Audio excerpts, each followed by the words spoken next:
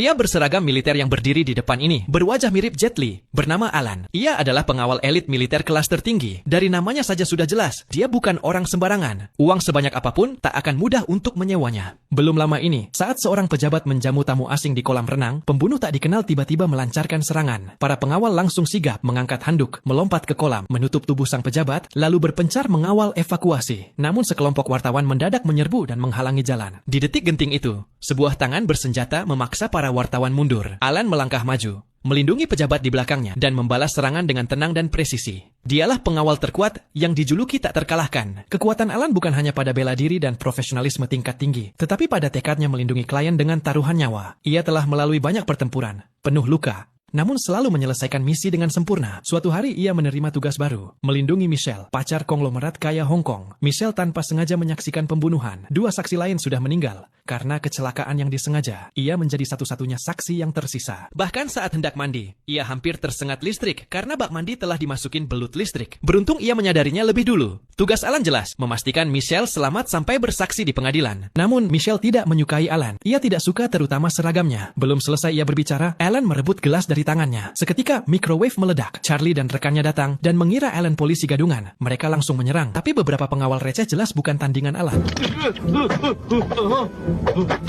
Baru setelah pengasuh menyalahkan Billy karena memasukkan kaleng ke microwave, kesalahpahaman pun berakhir. Hal pertama yang dilakukan Alan setelah itu adalah memulangkan semua pengawal. Ia bahkan ingin menyingkirkan Charlie dan rekannya. Alan segera meningkatkan seluruh sistem keamanan rumah Michelle. Kamera dipasang, titik rawan diamankan. Michelle merasa hidupnya dikekang. Ia mengunci diri menolak kerjasama. Ia melarang Michelle berdiri di dekat jendela, membatasi penggunaan lampu, bahkan mengganti perlengkapan mandi dengan miliknya sendiri. Michelle marah besar dan menghancurkan kamera dengan wajan. Alan hanya menyerahkan alarm. Keesokan pagi, Charlie memamerkan keahlian lemparan target, tapi papan terlepas. Namun Alan sekali lempar, langsung menancapkannya dengan sempurna. Charlie tetap gengsi dan menggerutu. Sebagai saksi utama, Michelle pergi bekerja di bawah pengawalan ketat. Charlie mengemudi mobil Michelle sebagai umpan di depan. Alan mengikuti dengan mobil biasa. Sebuah motor tiba-tiba mendekat. Charlie pura-pura tenang sambil menggenggam pistol. Ternyata motor itu hanya lewat begitu saja. Di sekolah, Alan langsung mengajukan cuti untuk Michelle tanpa izin. Michelle marah dan mengadu pada pacarnya Song. Namun Song justru mendukung Alan sepenuhnya. Untuk meredakan suasana, Song mencoba menyelesaikan semuanya dengan uang.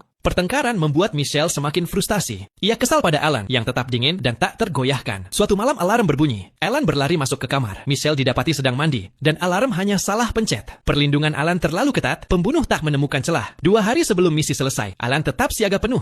Michelle diam-diam ingin pergi ke pesta ulang tahun temannya. Ia mencoba kabur, tapi tertangkap. Michelle berbohong soal teman yang ingin bunuh diri. Alan sudah menyadap semua telepon dan langsung